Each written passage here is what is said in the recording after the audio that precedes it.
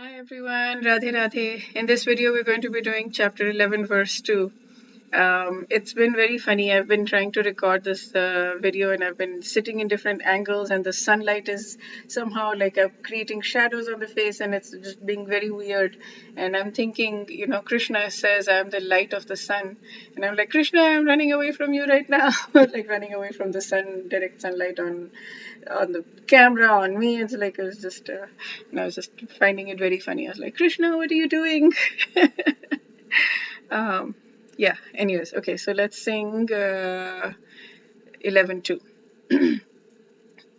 भवाप्ययौ हि भूतानां श्रुतौ विस्तरशो मया त्वत्तः कमलपत्राक्ष माहात्म्यमपि चाव्ययम्. Oh, lotus-eyed one, that's such a sweet way he said it. I have heard from you in detail about the appearance and disappearance of every living entity and have realized your inexhaustible glories. So Arjun is saying, I understand now, I have heard from you in detail about how every living entity appears and disappears, that you are the supreme controller, and I've heard about your inexhaustible glories. And I accept it, basically. So the beautiful thing here is Kamala Pakshatra. Kamala Pakshatra. Patraksha, sorry. Patraksha. Kamala means lotus, and Patraksha, oh, lotus-eyed one. So Patra Aksha, one of these means eyed. Patra is letter in Hindi, so I don't know if that word, but Kamal is lotus for sure, that I know. And so what he's saying, Arjuna addressed Krishna as lotus-eyed out of his joy for petals, maybe. Patra means petals and Aksha means eyes, maybe? I don't know. And Krishna has assured him, I am the source of appearance and disappearance of this entire material manifestation.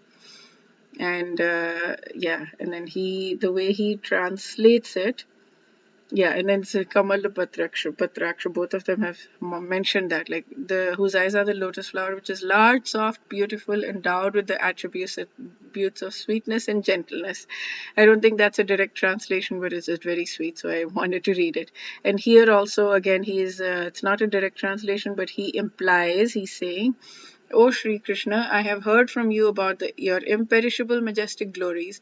Although you're present within all, you're untainted by their imperfections. Although you're the supreme controller, yet you're the non-doer and not responsible for our actions because we have free will. Although you bestow the results of our karmas, you're impartial and equal to all. You are the supreme witness and dispenser of results of our actions. I thus conclude that you are the object of adoration of all living beings. Oh, that touched me. That got to me, that last thing. You are the object of adoration of all living beings. Oof. Okay. So Arjun has glorified Bhagwan Shri Krishna, and he has said, I've heard what you have said and I've accepted it, I've understood it. Oh, lotus-eyed one. So I've understood that you're everything. You're like, you're huge and majestic and opulent and all of that. And by saying you're a lotus-eyed one, he said you're the object of adoration. You're just sweet and gentle and beautiful. Okay. In many of the classes that I've heard, the people have spoken that the more we hear about Lord Shri Krishna, the more we are attracted to him. So because we hear about not just his opulences, but his sweetness, his gentleness, the fact that he wants loving exchanges with all living beings. He wants a rasa.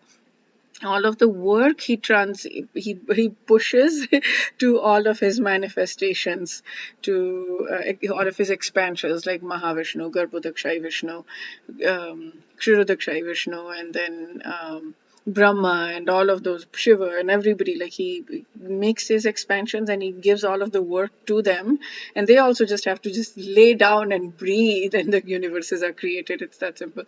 But yeah, he doesn't even do that, right? Bhagwan Shri Krishna on his own, what he wants, Bhagwan Shri Krishna, is loving exchanges with every single living being. and that's all he cares. So he is sitting as Paramatma in the soul.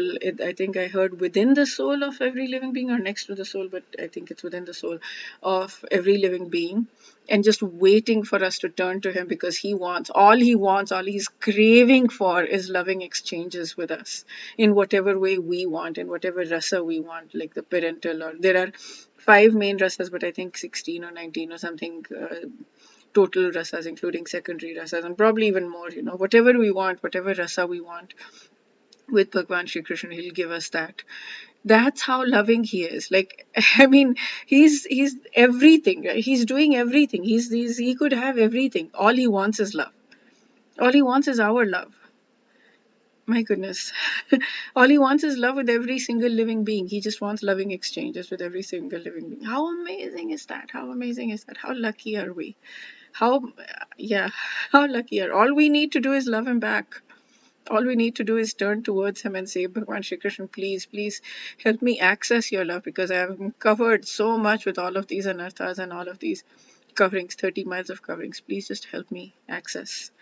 Please help me feel your love. Please help me access your love. Please help me feel your shelter. I want to love you. Please give me bhakti. Please give me love for you. I mean, it's there in the soul. I believe it's already there. Just please help me uncover it. Or give it to me if I don't have love for you. Just give it. Please give me bhakti. Please give me Krishna prem. Okay, wish you a day filled with lots and lots of bhakti and Krishna prem. Radhe Radhe.